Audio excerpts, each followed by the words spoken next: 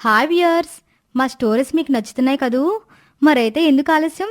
కొత్తగా మా channel చూస్తున్నవారు story స్టార్టింగ్లోనే మా ఛానల్ని సబ్స్క్రైబ్ చేసుకోండి.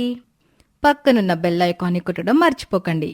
మా స్టోరీస్ మీద మీ అభిప్రాయాన్ని మర్చిపోకుండా కామెంట్ రూపంలో తెలియజేయండి. తప్పకుండా మా వీడియోని ఆఖరి వరకు చూసి లైక్ చేయండి.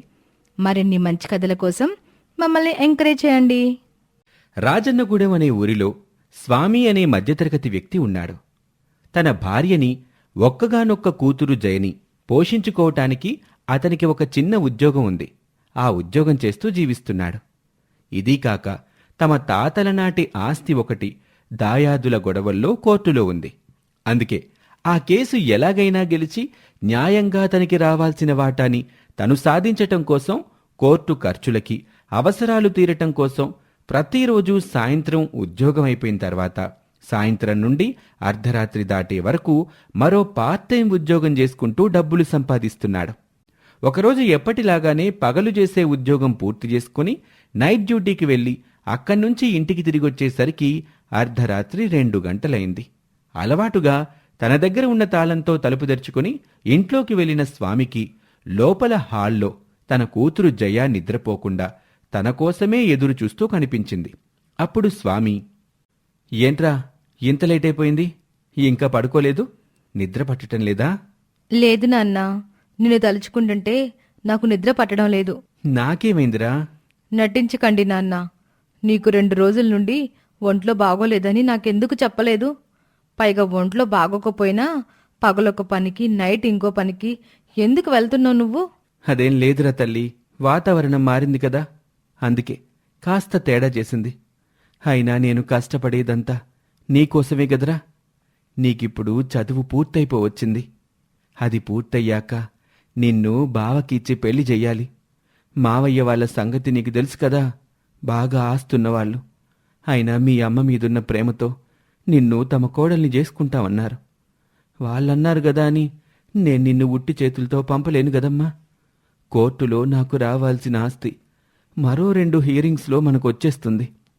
అప్పుడు మావయ్య వాళ్ల తాహతకు తగ్గట్టు నీకు మీ బావకి పెళ్లి జరిపించేస్తే ఇంక నాకు కావాల్సిందేముంటుంది చెప్పు తల్లి?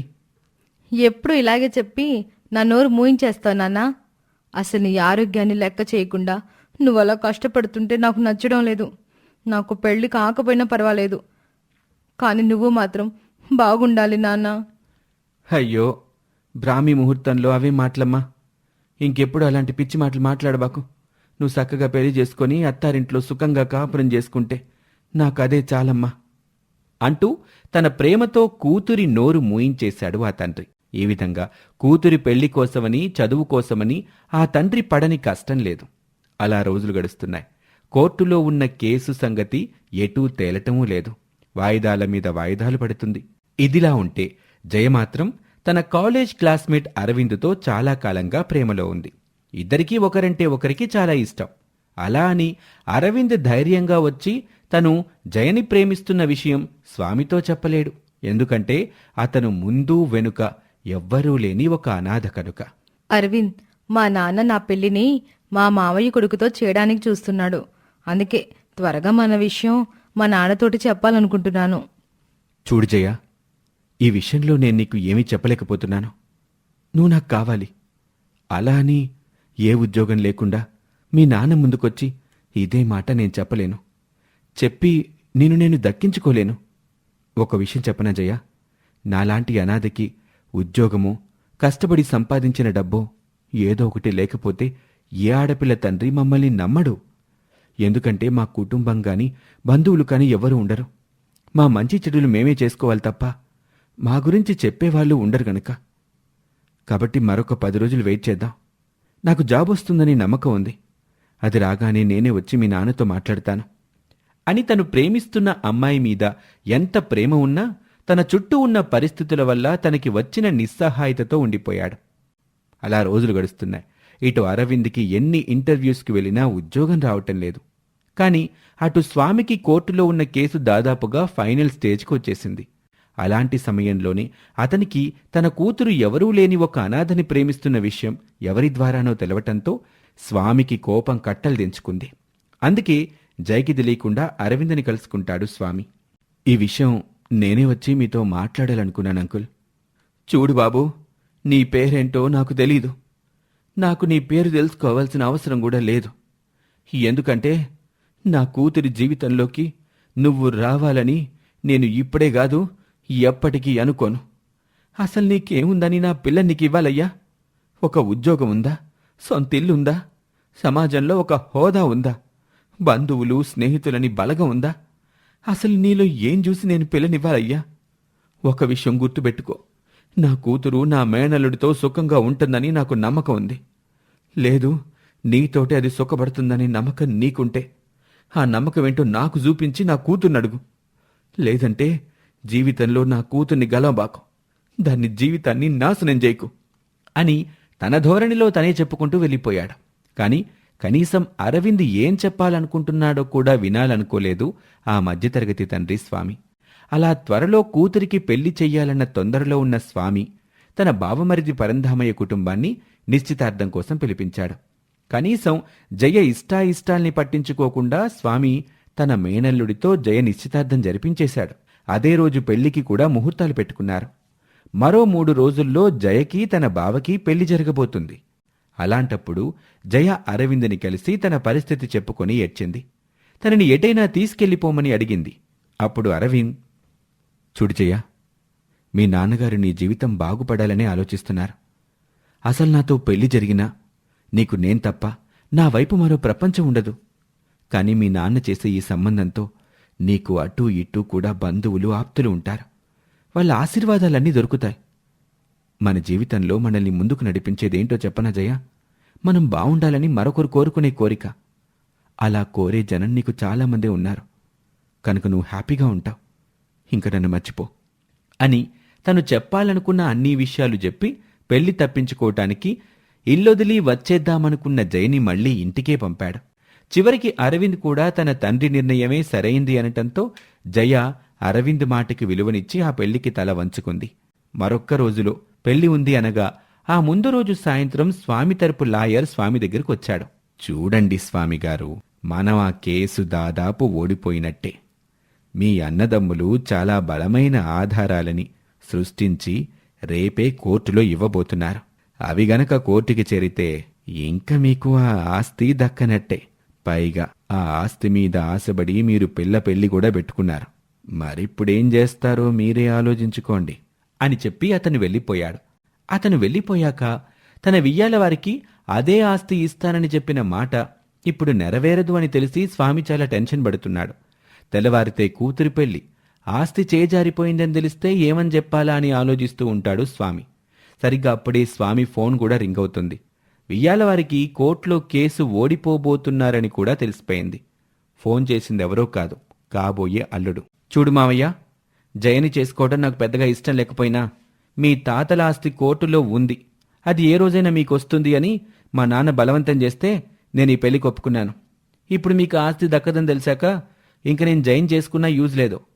ఒకవేళ మీరు కాదు కూడదు అని అల్లరి చేసి పెళ్లి చేయించినా తను మా ఇంట్లో సుఖంగా ఉంటుందన్న గ్యారంటీ కూడా లేదు. ఇప్పుడు మీరేం చేస్తారో మీరే ఆలోచించుకోండి అని కాబోయే అల్లుడు బాంబు పేల్చడంతో స్వామికి మైండ్ అంతా బ్లాంక్ అయిపోయింది. ఆస్తి చేజారిపోయిన బాధ ఒక పక్కుంటే, అది లేదని సొంత మేనల్లుడే పెళ్లి ఆపేస్తున్నాడన్న బాధ మరో పక్కుంది. ఈ పరిస్థితుల్లో రేపు వచ్చిపోయే బంధువులకి తన ముఖం ఎలా చూపించాలో తెలియక స్వామి తమ ఊరిలో ఉన్న పెద్ద చెరువులో దూకి చనిపోవాలనుకుని అక్కడికి వెళ్ళాడు.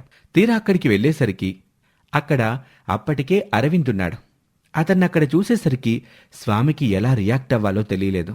ఏంటంకుల్, రేపు పెళ్లి పెట్టుకుని ఒంటరిగా ఇలా వచ్చారు? నా సంగతి సరే, ఎవరూ లేని ఇలాంటి చోటికి నువ్వెందుకొచ్చావు? నీకేం పనిక్కడా? ప్రేమించిన అమ్మాయి దక్కదు, తెల్లవారితే ఆమె పెళ్ళని తెలిసాక నాలాంటి వాడు ఇక్కడికి ఎందుకొస్తాడంకుల్? మీరనుకున్నట్టు చావడానికే వచ్చాను అని అరవింద్ అనేసరికి ఎందుకో స్వామికి దుఃఖం తన్నుకొచ్చేసింది. అందుకే తన బాధని ఆపుకోలేక అరవింద్ ముందు ఏడ్చి తన పరిస్థితి అతనితో చెప్పుకొని తన గుండెల్ని తేలికపరుచుకున్నాడు. అప్పుడు అరవింద్, చూశారా అంకుల్, అంతమంది బంధువులు, స్నేహితులు, శ్రేయోభిలాషులు ఉండి కూడా మీకొక సమస్య వస్తే వాళ్లకి ముఖం చూపించుకోలేక చావడానికొచ్చారు. మీరు మీ లాయర్తో మాట్లాడినప్పుడే జయ నాకు ఫోన్ చేసింది. మీరిలాంటి ఆలోచన ఏదో ఒకటి చేస్తారనే అనుమానంతోటే మిమ్మల్ని ఫాలో అవుతూ వచ్చాను. డబ్బు కోసం, ఆస్తుల కోసం ఆశపడ్డానికి నాకెవరూ లేరంకుల్. కేవలం నా తెలివిని నమ్ముకుని నేను బతుకుతున్నాను. రేపు పెళ్ళైతే నా భార్యని కూడా అలాగే బతికించుకుంటాను. అంతేకాని ఆశలు తీరలేదని ఇచ్చిన వాటిని మధ్యలో వదిలి పోనంకుల్ అంటూ తన మనస్తత్వమేంటో, తన వ్యక్తిత్వమేంటో స్వామికి అప్పుడు విడమర్చి చెప్పాడు అరవింద్. అలా కాసేపు వాళ్ళిద్దరి మాటల తరువాత స్వామికి చెడిపోయిన తన కూతురి పెళ్లికన్నా ఇంత ఉన్నతమైన భావాలున్న కుర్రాడు తనకి అల్లుడిగా వస్తే ఏదో ఒక రోజు తనే సుఖపడుతుందని నమ్మకం కలిగింది. అందుకే స్వామి, చూడరవింద్, నువ్వు నా కళ్ళు తెరిపించావు. రేపు ఎవ్వరు ఏమనుకున్నా సరే నేను పట్టించుకోను. రేపు పెళ్లి పీటల మీద నా కూతుర్ని పెళ్లి చేసుకోబోయేది మాత్రం నువ్వే అని చెప్పి అతన్ని వెంటబెట్టుకుని సంతోషంగా ఇంటికి వెళ్ళాడు. అలా తన కూతురు ప్రేమించిన కుర్రాన్ని కాదని తను చూసిన సంబంధం చెయ్యాలి అనుకున్న ఆ తండ్రి చివరికి తన కూతురు ఇష్టపడిన వ్యక్తితోటే కూతురి పెళ్లి జరిపించాడు. ఇది వాల్టి కథ. మరొక ఆసక్తికర కథలో మళ్ళీ కలుద్దాం. నమస్తే. ఎప్పుడూ రద్దీగా ఉండే మహానగరంలో ఎంతోమంది జనం కాలంతో పోటీలు పడి మరీ జీవనం సాగిస్తున్నారు. అలాంటి కుటుంబాల్లో సీతారామయ్య కుటుంబం కూడా ఒకటి. సీతారామయ్య ఒక ప్రైవేట్ కంపెనీలో జాబ్ చేసుకుంటున్నాడు. అతని భార్య విజయచాముండి తమ ఇంటికి దగ్గరలో ఉన్న ఒక ట్యుటోరియల్లో తెలుగు ఫ్యాకల్టీగా పనిచేస్తుంది. ఇక వాళ్ళ పిల్లలు విష్ణు, వైష్ణవి ఇద్దరూ కవలలు. వాళ్లలో విష్ణు బ్యాంక్ ఉద్యోగం చేస్తూ బాగానే సంపాదిస్తున్నాడు. వైష్ణవి ఓన్గా ఒక బొటీక్ నడుపుకుంటుంది. మొత్తానికి ఇంట్లో ఉండే నలుగురు ఎప్పుడూ బిజీగానే ఉంటారు. అలాంటి ఆ కుటుంబంలోకి కొత్తగా ఒక కోడలు రాబోతుంది. ఆ అమ్మాయి గురించి మాట్లాడుకుంటూ కుటుంబం మొత్తం డైనింగ్ టేబుల్ మీద భోజనం చేస్తూ మాట్లాడుకుంటూ ఉంటారు. అమ్మా, ఇప్పుడంటే వారానికోసారో 2 సార్లో మనమిలా అందరం కలుసుకొని ఒకేసారి భోజనం చేయగలుగుతున్నాం. అదే వదినొచ్చేసిందనుకో, ఇక రోజు అందరం కలిసి భోజనం చేయాలని రూల్ పెడుతుందో ఏమో. ఎందుకు పెట్టదు చెప్పు? పిల్ల అసలే పల్లెటూరు పిల్ల. ఆ పల్లెలోని పద్ధతులు, అలవాట్లన్నీ బాగా వంటపట్టుంటాయి కదా. నిజమేనే.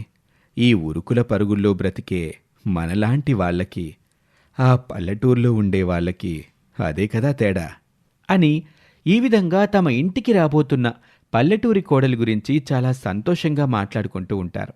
కానీ అసలు ఆ పల్లెటూరి వదిన గురించి ఈ సిటీ మరదలికి తెలియని విషయం ఏంటంటే, ఆ పల్లెటూరి వదినకి ప్రతి దాంట్లోనూ విపరీతమైన చాదస్తం ఉంది. ఏ విషయాన్ని తేలిగ్గా వదిలేది కాదు. ఒకసారి తన తమ్ముడు వేణు డిగ్రీ ఫెయిల్ అయ్యాడని తెలిసాక అతని పల్లెటూరి అక్క రాధ తమ్ముడితో ఇలా అంటుంది. తమ్ముడు, అరే తమ్ముడు, రేపు ఆదివారం మనం మన ఇంటి దేవుడి గుడికెళ్ళొద్దాంరా.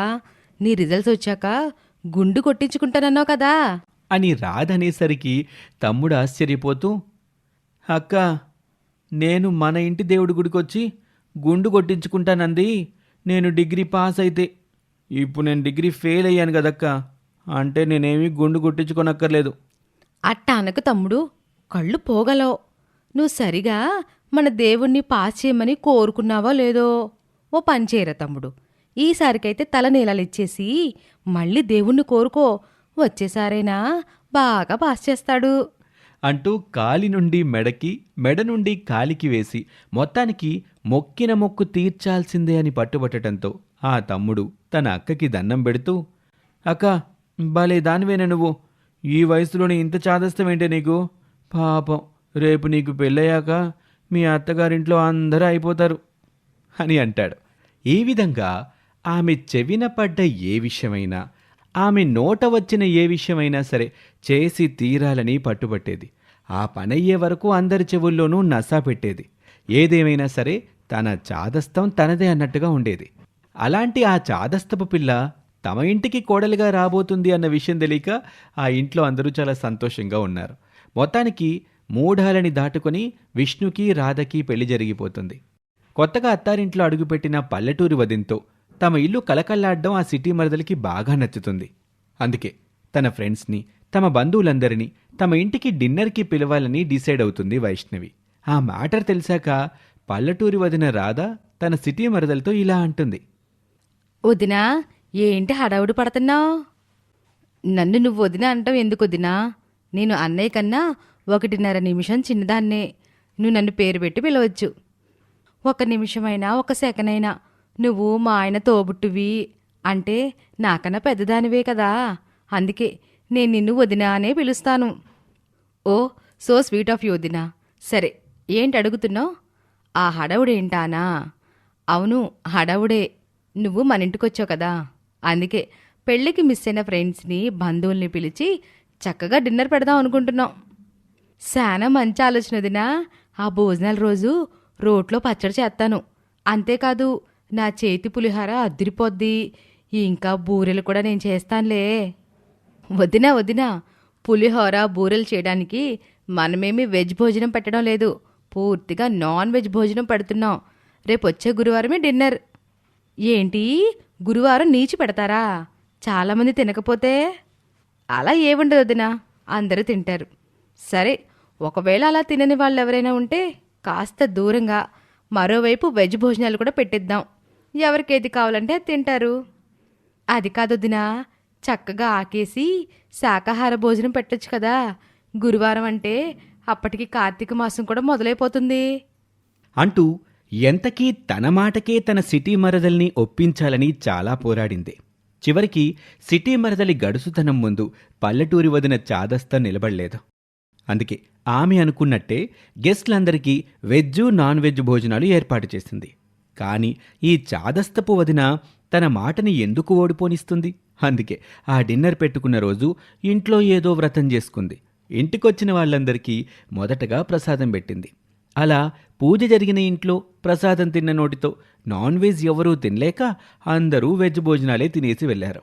చివరికి సిటీ మరదలి నాన్ వెజ్ డిన్నర్ అంతా అలాగే మిగిలిపోయింది. ఆమె అనుకున్న ప్లాను ఫ్లాప్ అయింది. అప్పుడు ఆమె మొదటిసారి తన పల్లెటూరు వదిన చాదస్తాన్ని రుచి చూసింది.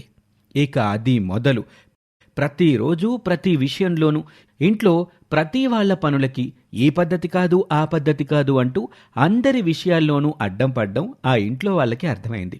అందుకే ఆమెను వద్దు అని వారించలేక ఆమె చాదస్తంలోకి ఇంట్లో వాళ్ళందరూ వచ్చేసాగారు. ఎందుకంటే ఆమె తన మాటే నెగ్గించుకుంటుంది కనుక ఆమెని ఫాలో అవ్వసాగారు.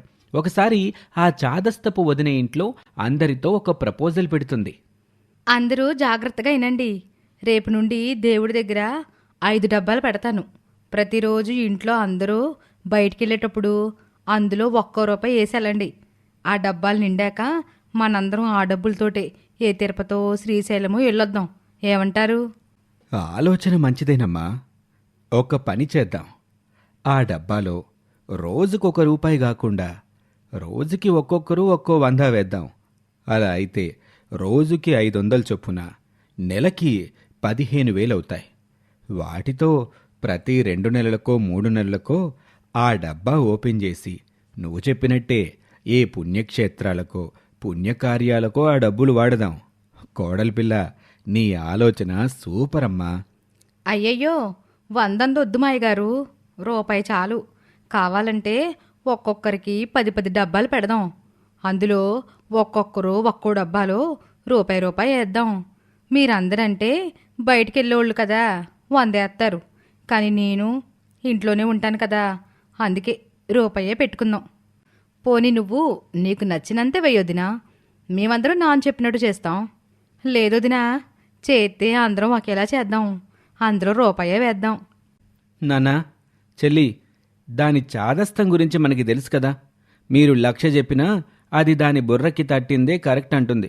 కాబట్టి అది చెప్పినట్టే ఫాలో అవుదాం. పొద్దునే అనవసర డిస్కషన్స్ పెట్టుకొని బుర్రెందుకు పాడు చేసుకోవడం చెప్పండి అంటూ ఇంట్లో వాళ్ళని తన భర్త కన్విన్స్ చేస్తాడు. ఈ విధంగా కోడలి చాదస్తపు దెబ్బతో ఆ కుటుంబం మొత్తం కన్నా ఎన్నో కలలు చెదిరిపోయి అందరూ ఆ చాదస్తపు పల్లెటూరి పిల్ల అడుగుజాడల్లోనే నడవక తప్పలేదు. ఇది వాల్టి కథ, పల్లెటూరి వదిన చాదస్తం. మరొక ఆసక్తికర కథలో మళ్ళీ కలుద్దాం. మా ఛానల్ని సబ్స్క్రైబ్ చేసుకోవటం మర్చిపోకండి. Thank you for watching. రోజురోజుకి వాతావరణంలో మార్పులు జరుగుతూ ఉంటాయి, కానీ ఆ ఇంట్లో ఉండే పెద్ద కోడలు చిన్న కోడల్లో అస్సలు మార్పే రాదు. ఈ విషయం అత్తకి కోపం తెప్పిస్తూ ఉంటుంది. కానీ ఏమీ చేయలేక ఇంట్లోనే సతమతమైపోతుంది. ఇద్దరు కోడళ్ళు అత్తను ముప్పు తిప్పలు పెట్టడం మాత్రం ఇంకా ఎక్కువైపోతుంది. అలా ఒకరోజు ఇదిగోండి కోడల్లో ఈరోజు అమ్మవారి జాతర. మీరిద్దరూ కూడా నిష్టగా పూజలు చేస్తే పిల్లా పాపలతో చల్లగా ఉంటారు. త్వరగా రెడీ అవ్వండి. ఈరోజు మిమ్మల్ని గుడికి నేనే స్వయంగా తీసుకెళ్తాను. ఇదేంటబ్బా, ఈవిడ ఎప్పుడూ మాతో రాదు కదా, అలాంటిది ఈరోజు మమ్మల్ని స్వయంగా తీసుకెళ్తానంటుంది. మమ్మల్ని ఏదో చేయడానికే ఆ గుడికి తీసుకెళ్తానంటుంది. చూద్దాం అక్కడ ఏం జరుగుతుందో. ఇద్దరు కోడళ్ళు అత్త మాటకు ఒప్పుకున్నా వారి మనసులో మాత్రం అత్త మీద కోపం మాత్రం అలాగే ఉంటుంది. ఇదిగోండి అత్తయ్య, మీరు గుడికి అప్పుడెప్పుడో పెళ్ళైన కొత్తలో తీసుకెళ్లారు, మళ్ళీ ఇప్పుడు తీసుకెళ్తున్నారు. ఏంటి సంగతి? అవునత్తయ్య, మీతో గుడికెళ్ళి చాలా రోజులైంది. మళ్ళీ ఇన్నాళ్ళకి జరుగుతుంది అది. అదేం లేదమ్మా, పెళ్ళైన సంవత్సరం అవుతున్నా ఇంకా మీరిద్దరు నా చేతిలో మనవణ్ణి కానీ మనవరాలను కానీ పెట్టలేదు కదా. అందుకే మిమ్మల్ని తీసుకెళ్ళి ఆ అమ్మవారికి స్వయంగా మొక్కులు చెల్లితే నా ఇంటికి ఒక బుడతడు వస్తాడని. పెద్ద కోడలు చిన్న కోడలు ఇద్దరూ కలిసి అత్త మాటలకి పొంగిపోతారు. చాలా సంతోషం అత్తయ్య, మీకోసం నేను ఏమైనా చేస్తాను. ఇంకొందరిలాగా మీ మాట వినకుండా మిమ్మల్ని బాధ పెట్టను. అదే నేను చెప్పాలనుకుంటున్నాను అత్తయ్య. ఈ రోజుల్లో అత్తను చాలామంది గౌరవించట్లేదు. డబ్బు పొగరుతో ఇష్టం వచ్చినట్టు చేస్తున్నారు. ఎవరు ఎలా ఉన్నా కూడా మీరు మాత్రం నా మాట వింటే చాలు. ఇంట్లో అత్త గొప్పగా ఉండకపోయినా పర్లేదు, కానీ ఊర్లో మాత్రం నన్ను గొప్పగా ఉండేలా చేసే బాధ్యత మీదేనే. ఇప్పటికే చాలామంది మీరు గయ్యాలి కోడలని అనుకుంటున్నారు. అదేంటత్తయ్య, నేను ఎప్పుడైనా మిమ్మల్ని పల్లెత్తు మాట అన్నానా? మీ మాట ఎప్పుడైనా జవదాటానా అత్తయ్య? ఇంకా అక్కలాగా మిమ్మల్ని ఇబ్బంది పెట్టలేదు కదా. సరేలే అండి, ఇప్పుడు అవన్నీ ఎందుకు, మన గోతిని మనమే తవ్వుకోవడం ఎందుకంట. ఇద్దరు కలిసి తయారయ్యి రండి, గుడికి వెళ్ళాలి.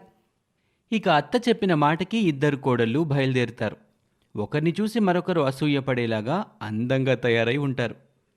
చిచి, ఇదేంటి, ఇది ఇంతలా తయారైంది? దాని పట్టు చీర దగదగ మెరిసిపోతుందే.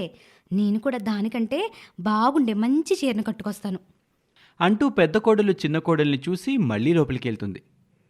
దీనికి పెద్ద కోడలనే పొగరుంది, అందుకే నన్ను తక్కువ చేసేందుకు గొప్పగా అలంకరించుకొని వస్తుంది. దాని మెడలో అన్నాగలు హారాలు చూడు ఎంత బాగున్నాయో. నేను కూడా నా బీరువాలో ఉండే అన్నాగలు వేసుకొస్తాను అనుకుంటూ చిన్న కోడలు కూడా మళ్ళీ తన గదిలోకి వెళ్తుంది. పెద్ద కోడలు చిన్న కోడలు గదుల ముందు ఉన్న హాల్లో అత్తగారు కూర్చుని ఉంటుంది. ఇద్దరి వాళ్ళకాన్ని గమనిస్తూనే ఉంటుంది. కొంతసేపటికి పెద్ద కోడలు రెడీ అయ్యి వస్తుంది. అత్తయ్య, ఈ చీరలో నేను ఎలా ఉన్నాను? బాగున్నానా? చాలా బాగున్నావమ్మా. మన గుడికి వెళ్తున్నాం కదా, ఇప్పుడు ఇన్ని నగలు ఎందుకమ్మా? మీ కోడలంటే ఆ మాత్రమే ఉండాల్సిందే అత్తయ్య. అత్తయ్య, నేనెలా ఉన్నాను? చిన్న కోడలు తయారై రాగానే పెద్ద కోడలు చూడలేకపోతుంది. ఇదేంటి, ఇది నాకంటే బాగా తయారైందే. దీన్ని చూస్తుంటే నాకంటే గొప్పగా ఉంది. ఇది పేద కోడలని అందరికీ తెలుసు కదా. ఇప్పుడు ఇలా తయారై వెళ్ళడాన్ని చూస్తే ఎవరైనా దీన్ని గొప్పగానే అనుకుంటారు అనుకుంటూ పెద్ద కోడలు మళ్ళీ తన గదిలోకి రెడీ అవటానికి వెళ్తుంది. చిన్న కోడలా, నువ్వు ఈ చీరలో బాగున్నావు కానీ మెడలో అన్నేసి నగలు వేసుకోవడం ఎందుకు? మీరుండండి అత్తయ్య, చాలామంది కళ్ళు మా మీదే ఉంటాయి. మీ కోడలవంటే ఆ మాత్రం ఉండాలండి. పెద్ద కోడలు మళ్ళీ రెడీ అయి వస్తుంది. అబ్బా, ఆ గుడిలో దేవత దిగొచ్చినట్టు ఉందమ్మా నిన్ను చూస్తుంటే. ఇద్దరు కోడలు ముద్దుగా తయారయ్యారు. నాకెంతో సంతోషంగా ఉంది తల్లి. ఇక మీరు మళ్ళీ మళ్ళీ మీ గదుల్లోకి వెళ్ళడం ఆపండి అమ్మా. ముందు గుడికి వెళ్దాం పదండి. ఇక పెద్ద కోడలు చిన్న కోడలు అత్తగారు ముగ్గురు కలిసి గుడికెళ్తారు. గుడి వద్ద ముందుగా ఓ పూజారిని కలుస్తారు. ఏమ్మా, మీరు ఈ గుడికి రావడం చాలా సంతోషంగా ఉంది. వెళ్ళి అలా ప్రదక్షిణ చేసి రండమ్మా. అలాగే పూజారి గారు. ఇక కోడళ్ళిద్దరూ ప్రదక్షిణలు చేయడానికి వెళ్తారు. ఇదిగోండి పూజారయ్య, ఇద్దరు కోడళ్ళకి ఇంకా సంతాన భాగ్యం కలగలేదు. ఊరంతా పిల్ల పాపలతో సంతోషంగా ఉన్నారు.